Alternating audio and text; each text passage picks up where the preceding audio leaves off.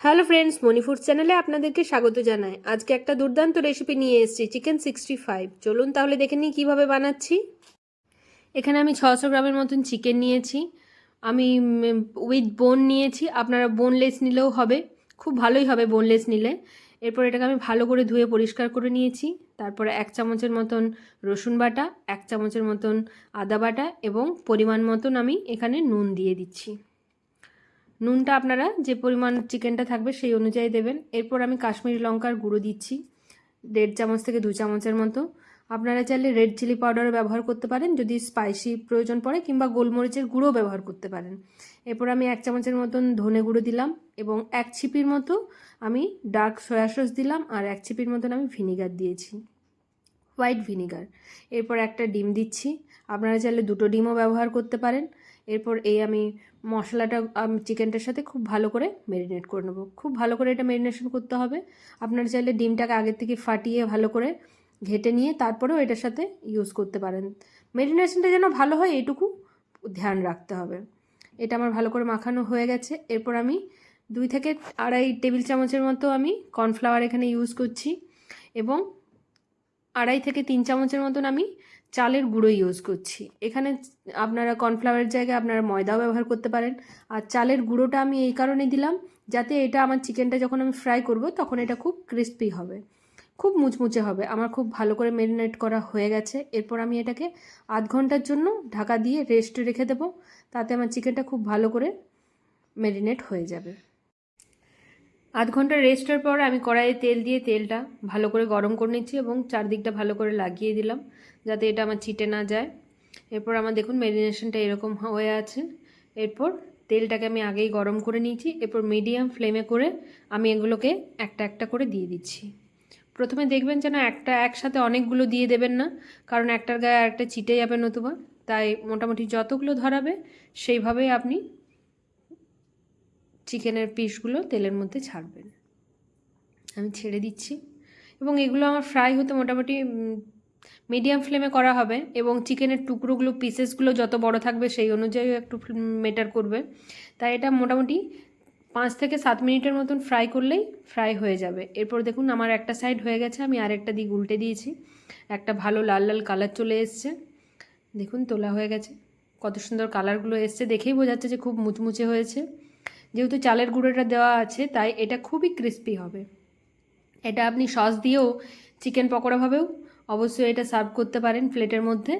দেখুন কী সুন্দর কালারটা এসছে। যেভাবে আমি চিকেন 65টা বানাবো এটা রেস্টুরেন্টের থেকে কোনো অংশে কম যাবে না। আশা করি তার থেকে খুব ভালোই হবে আপনারা যদি এইভাবে রেসিপিটা বানিয়ে থাকেন। সব চিকেনের পিসেসগুলো আমার ফ্রাই করা হয়ে গিয়েছিল। এরপর মিডিয়াম ফ্লেমের মধ্যে আমি আবার সব চিকেনের পিসগুলো দিয়ে আরেকবার ডবল ফ্রাই করে নিচ্ছি। এতে চিকেনটা আপনার খুব ক্রিস্পি হবে। তাই এটাকে আমি মিডিয়াম ফ্লেমের মধ্যে ফ্রাই করে নিচ্ছি। আর বন্ধুরা, আমার এই রেসিপিটি ভালো লাগলে আপনারা অবশ্যই চ্যানেলটিকে সাবস্ক্রাইব করবেন এবং নতুন নতুন ভিডিও পেলে তাহলে আপনারা লিঙ্কটা পেয়ে যাবেন। যতক্ষণ ওটা আমার ফ্রাই হচ্ছে ততক্ষণ আমি একটা কাঁচের বোলের মধ্যে আমার সসটা রেডি করে নিচ্ছি। এর জন্য আমি 1/2 চামচের মতন চিলি সস নিয়েছি। এটা ভীষণ টক তাই আমি একটু কম নিলাম। এরপর আমার কাছে হট চিলি সস এবং একটা টমেটো চিলি সসও ছিল, সেটাও আমি নিলাম।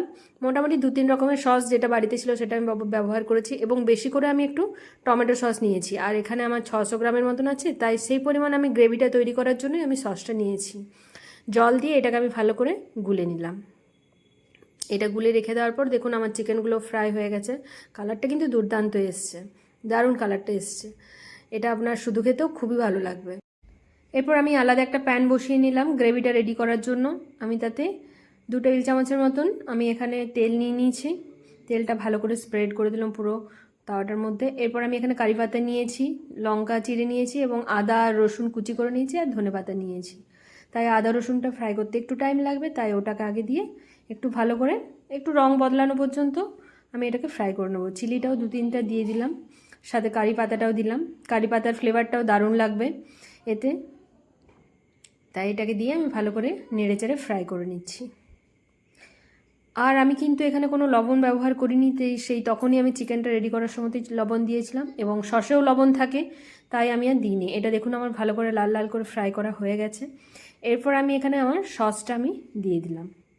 একটু বোলের মধ্যে জল দিয়ে পুরোটাকে ভালো করে আপনি দিয়ে দেবেন। এটাকে দিয়ে ভালো করে একটু নাড়িয়ে চাড়িয়ে নিচ্ছি। এত দুর্দান্ত খেতে লাগবে, আপনাকে রেস্টুরেন্টে যাওয়ার প্রয়োজন পড়বে না।